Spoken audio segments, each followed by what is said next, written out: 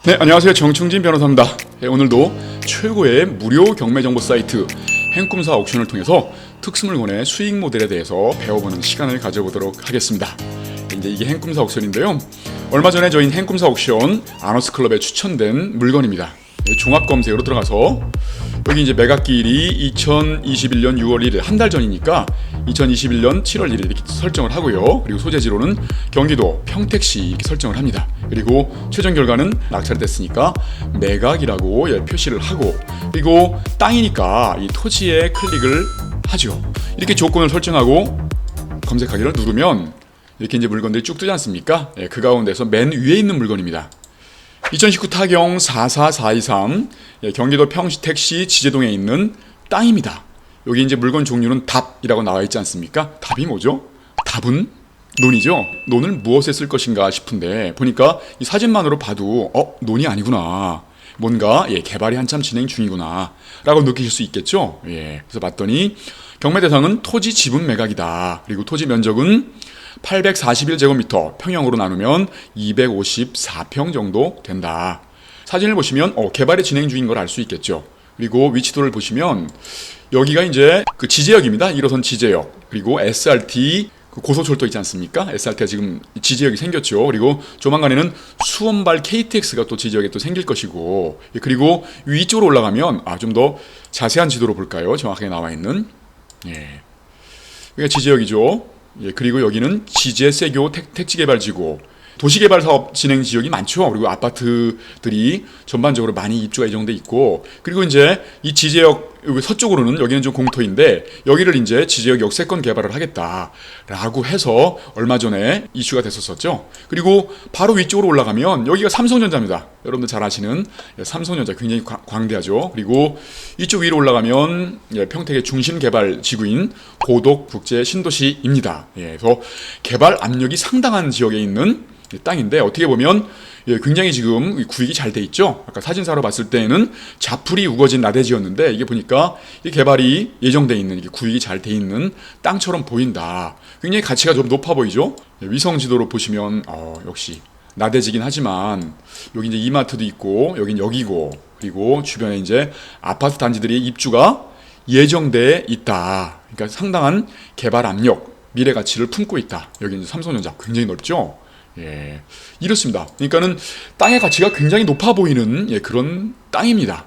이게 이제 감정평가 금액이 10억인데 계속 유찰 변경을 거듭하더니 5억 900까지 떨어진 상태에서 7월 5일이죠. 얼마 전에 9억 4,300만 원에 낙찰이 됐습니다.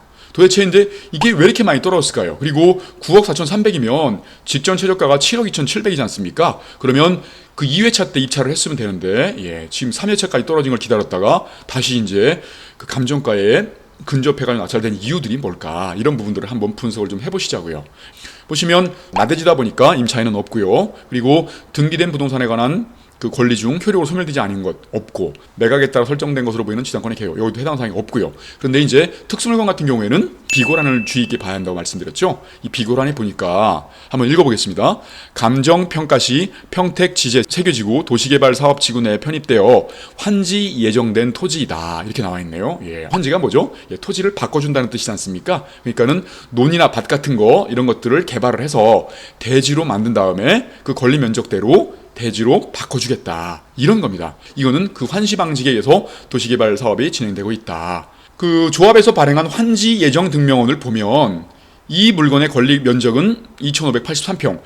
이게 등기부상의 평수는 3,808제곱미터거든요. 그런데 권리 면적으로 산정된 것들은 그대로 1:1 환지를 하지 않기 때문에 3,808제곱미터로 환지를 하지 않고 2,583제곱미터 이렇게 된 거죠. 그리고 이 2,583제곱미터를 그대로 1:1로 환지로 주는 것이 아니라 환지 면적은 996제곱미터에 불과하다. 약 300평 정도가 되겠네요. 그래서 나머지 부전 면적 1,586제곱미터에 대해서는 현금 청산을 한다. 근데 이 현금 청산의 방식이 확정돼 있지 않기 때문에 현금 청산 시 보상해주는 금액은 감정평가 금액과 다를 수 있으니까 주의하라 써 있고요. 그리고 환지 예정지는 이미 정해져 있다. 28-2블록부터 28-5블록 이 네 필지에 걸쳐가지고 환지를 해줄 것이다, 이렇게 나와 있네요. 그리고 또 하나의 경고는 지분 매각이다.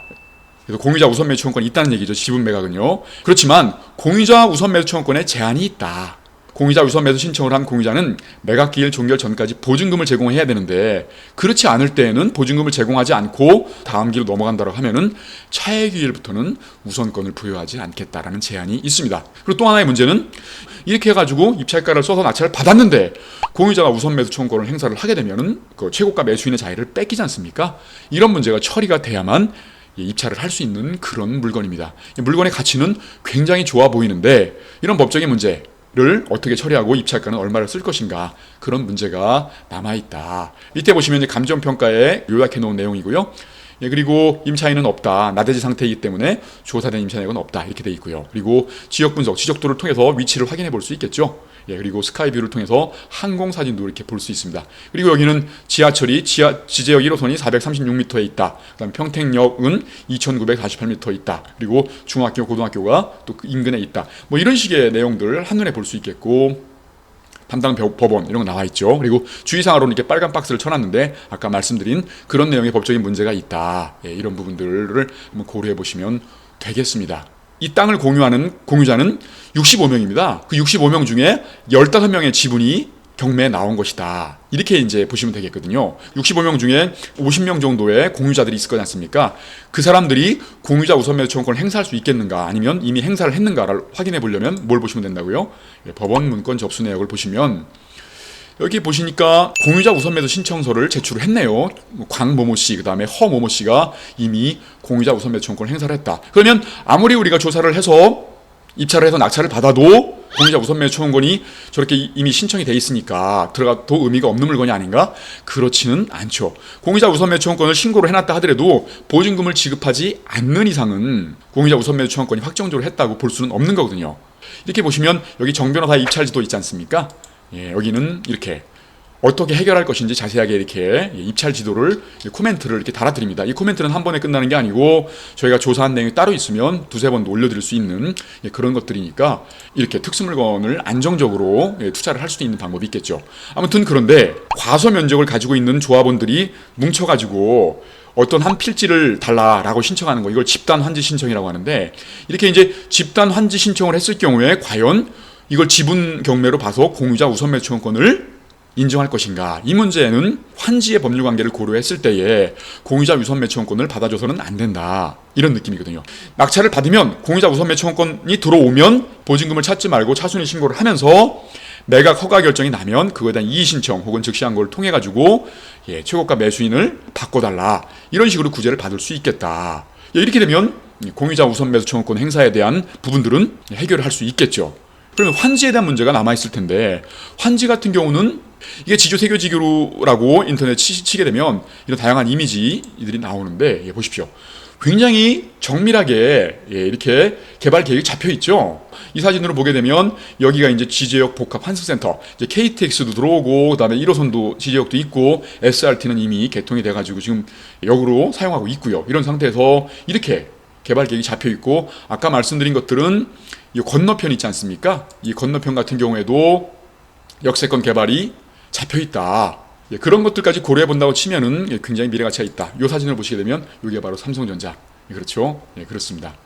가치가 굉장히 높은 땅이라는 걸 다시 한번 확인할 수 있고요.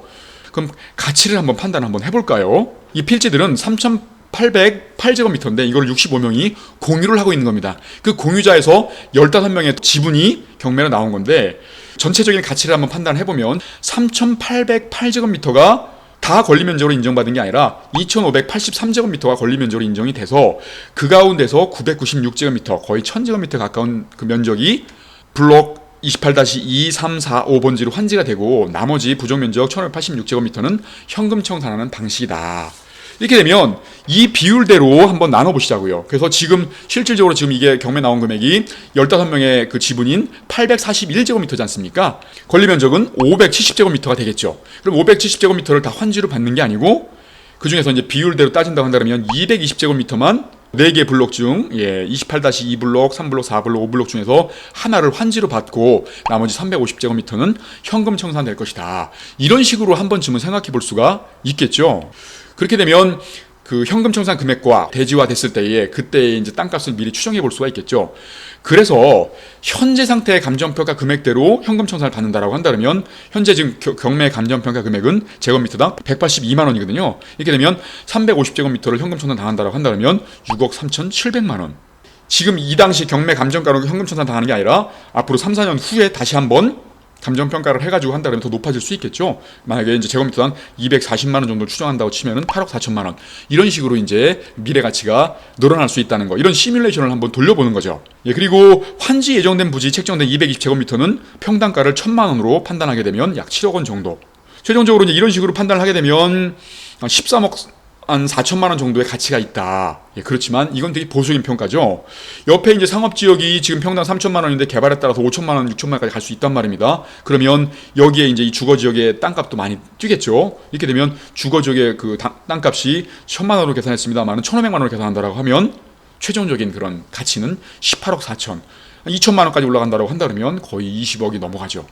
네, 그렇죠. 그리고 이 개발 압력이 굉장히 센 데기 때문에 만약에 이제 상업지역의 땅이 6천만 원까지 가고 주거지역 땅이 3천만 원까지 간다라고 한다 그러면 수익은 기하급수로 늘어나는 아주 멋진 청사진을 그려볼 수 있는 그런 땅입니다.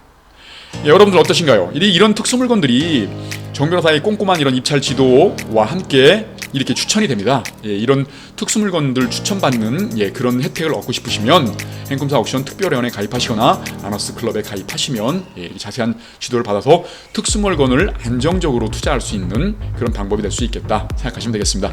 행꿈사 옥션은 모든 서비스가 무료입니다. 다만 추천 물건 서비스만 유료이니까 적절하게 무료 사이트를 잘 활용하시고요. 여러분들 보시다시피 모든 정보들이 한눈에 볼 수 있도록 일목요연하게 정리가 돼 있죠.